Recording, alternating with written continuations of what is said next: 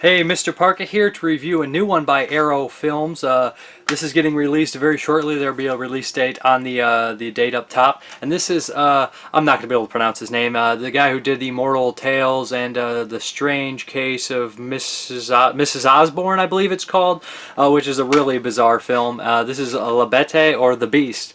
His name is Walerian Borowczyk. Regardless, he is a very experimental and influential director. If you guys are familiar with his work, I'm familiar with this title and the Mr. Osborne film. And if I'm not even saying the title right, it's kind of confusing. It has a couple alternate titles as well, so forgive me, please. Essentially, his films are very very sense of fetishism in it, and very surrealistic at the same time. Let me just give you a glimpse of what this movie's kind of like.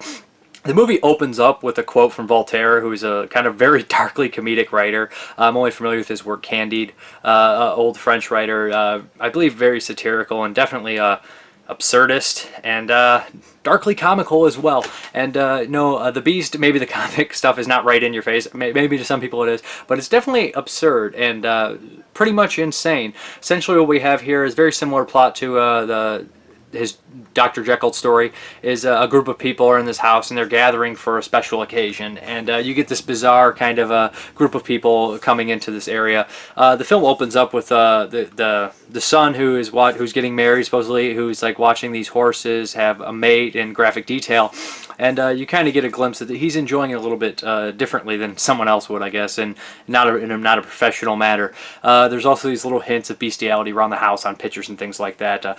And there's this weird, strange myth, like past history with this family that has a really bad curse on them. It's haunted, things like that. Essentially what happens is the son has never been baptized, and they're looking to have the cardinal, who is a great uncle of his, come in and baptize him. I'm not going to give everything away exactly here. The woman he's supposed to be married and her mother, or her aunt, suspect something kind of strange is happening here, and the house kind of has this weird vibe that brings her to kind of hallucinate this old flashback, which involves bestiality and definitely could or could not be kind of this past storyline of what happened with this family. Like I said, I'm not going to give anything away because the ending is brilliant and beautiful and awesome. It is very graphic in ways, but like I said, bestiality, of course, is what it's infamous for, and kind of a man bear dog with a horse penis. Without going into too much detail, but the film is shot really well. There's a great shot in the movie. There's a lot of shots I've seen like this, but this one stuck out to me where the girl's coming down the hallway and the camera's placed here, and on the side, this side right here, you can see the guy sleeping in bed in a different room. I just liked a lot of the shots, and I really dug the ending, and I like this director. He's got a big persona about him, and he's meticulous. In the special features, he's very meticulous, and you can tell in the movie that he was that way as well. Has that, like, not as a whitewashy as like his Jekyll story. It had like definitely that big dreamlike tint. This one is also dreamlike, like I said, and in a similar way, a group of people, these odd people coming together to have a celebration. Of course, it ends in horrific detail. His films are not detail, horrific, I guess you'd say results. Horrific results. But I guess you'd say his films definitely have like an erotic side to them, and although a lot of the stuff is forbidden or taboo, it does kind of have a sensual, almost like arousing side to it, and you're thinking, wow, it's really well made and shot and just absurdist in a lot of ways, and weird characters and strange things kind of happening, and they do push some buttons here. There's some scenes with kids kind of hidden while this couple is having sex and things like that, and back at the time, this time I'm sure that pushed a lot more buttons than anything. And the trailer for this movie is wild as well.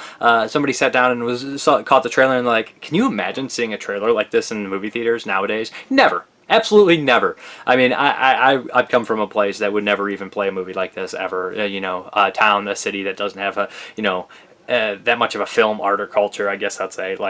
But regardless, the special features on this release are actually really cool as well. Some documentaries and stuff. Unfortunately, the director has passed, but they have a good interview with his DP with behind the scenes old shots and stuff like that, where he's narrating all of it. It's just to show you what this director was into. He was a man of many hobbies and many talents.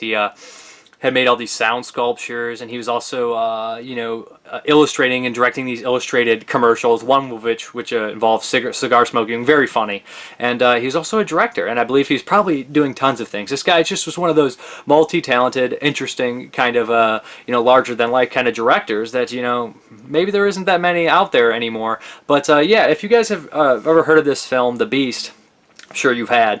It's very infamous, and for the obvious bestiality stuff, but it's a well-made movie. And if you dig his other work, I'm basing it on the only other title I've seen. I will be watching more of his stuff. Then I suggest you check this one out. It is good stuff. It is The Beast, the artistic, surreal, absurd, fetish, surrealistic bestiality movie. But I'm Mrparka. Thank you very much for watching, and have a good one.